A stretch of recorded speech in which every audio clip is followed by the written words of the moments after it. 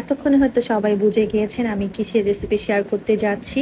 সেই viral Dubai কুনাফা chocolate. তো প্রথমে লাগছে আমাদের পেস্তা পেস্ট, তারপর লাগছে ডার্ক চকলেট এবং মিল্ক চকলেট, তারপর লাগছে কুনাফার যেই কাদায়েফ থাকে সেই কাদায়েফ 1 প্যাকেট, তারপর নিয়েছি 100 গ্রামের মতো পেস্তা বাদাম এবং চকলেট মোল্ড এবং স্ক্রেপার, আর নিচ্ছি একটু কালার, ফুড কালার।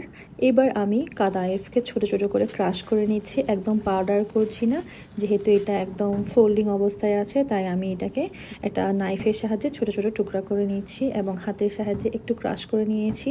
তো কীরকম ক্রাশ করেছে আপনারা হয়তো দেখে বুঝতে পারছেন। তো আমি এক সাইডে চকলেটগুলোকে, যে ডার্ক চকলেটগুলো আছে সেগুলোকে আমি ডাবল বয়লারে বয়েল করে নিচ্ছি একটু গলে যাওয়ার জন্য, যেহেতু আমাদের চকলেটগুলো গলিয়ে নিতে হবে। আর আমি এখানে পুরো ভিডিও শেয়ার করলে হয়তো অনেক লম্বা হয়ে যাবে, তাই অল্প অল্প করে স্কিপ করে যাচ্ছি। এবং একটা প্যানে আমি বাটার দিয়েছি আর কাদায়েফ দিয়ে একটু সতে করে নিচ্ছি, একটু যেন ক্রিস্পি হয়। তারপর আমি বাটিতে নিয়ে নিলাম, একটু ঠান্ডা হওয়ার পরে পেস্তা পেস্ট যেটা আছে সেটা দিয়ে দিচ্ছি প্রায় 2 টেবিল চামচের মতো। ওই যে পেস্তা বাদাম নিয়েছি সেটা আমি অফ ক্যামেরায় ক্রাশ করে আমি একসাথে মিক্স করে নিচ্ছি।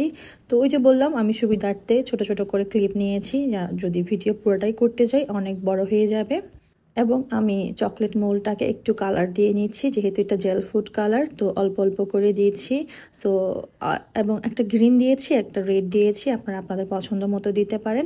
এবং আরেকটাতে দিয়েছিলাম, এখানে 2টা মোল্ড আছে, তো আরেকটাতে দিয়েছি গ্রিন রেডের সাথে একটু হোয়াইট চকলেট মেল্ট করে।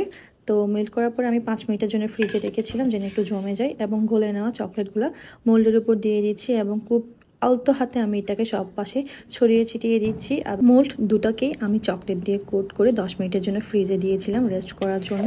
তারপর আমি যে কাদাইফ মিক্স করেছি পেস্তা পেস্ট দিয়ে একইভাবে সমান পরিমাণে আমি 2টো মোল্ডেই দিয়ে দিচ্ছি, একটু একটু দিচ্ছি যতটুকু প্রয়োজন। তারপর একটা স্ক্রেপার দিয়ে আমি আলতো হাতে চেপে চেপে সব দিকে সেট করে দিচ্ছি যেন কোনো অংশে ফাঁকা অংশ থেকে না যায়। তো এই কাজটা আপনারা ধৈর্যের সাথে করবেন এবং খুব আস্তে আস্তে করবেন। তো বাকি যে চকলেটগুলো ছিল সেগুলো আমি উপর দিয়ে ঢেলে দিচ্ছি এবং চারিপাশে সুন্দর করে কভার করে নিয়েছি। চুলা দিয়ে সব দিকে দেওয়ার পরে একটা স্ক্র্যাপার দিয়ে সব দিকে সমানভাবে দিচ্ছি যেন কোনো অংশ ফাঁকা থেকে না যায়। তারপর 30 মিনিটের জন্য চকলেটটাকে আমি রেস্টে রেখেছিলাম। ফ্রিজে নর্মাল বা ডিপ ফ্রিজে রাখতে পারেন, অসুবিধা নেই। তো নর্মাল ফ্রিজে রাখলে একটু বেশি সময় লাগে।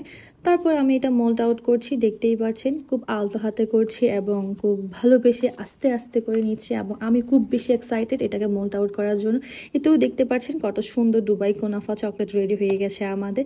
বাট এটাকে একটু প্রফেশনাল লুক আনার জন্য আমি একটা চকলেট রেপার দিয়ে আমি এটাকে একটু করে ফোল্ড করে নিব যেন দেখতে প্রফেশনালি মনে হয়। তো দেখতে সুন্দর না হলে খেতে তো অবশ্যই ভালো হবে না। আমি সবসময় এটা প্রসেসটা ফলো করি যে আমি যে কোনো কিছুই খেতে দিব সেটা কিনা দেখতে জন্য ভালো হয়। তো সেই জন্য আমি সুন্দর করে আমার একটু ফোল্ড করতে অসুবিধা হচ্ছিলো তাই অফ ক্যামেরা করে নিয়েছি সুন্দর করে। তো হয়ে গেছে আমাদের দুবাই ভাইরাল দুবাই কুনাফা চকলেট। তো সবাই যেহেতু করছে চিন্তা করলাম আমিও কেন বাদ যাব।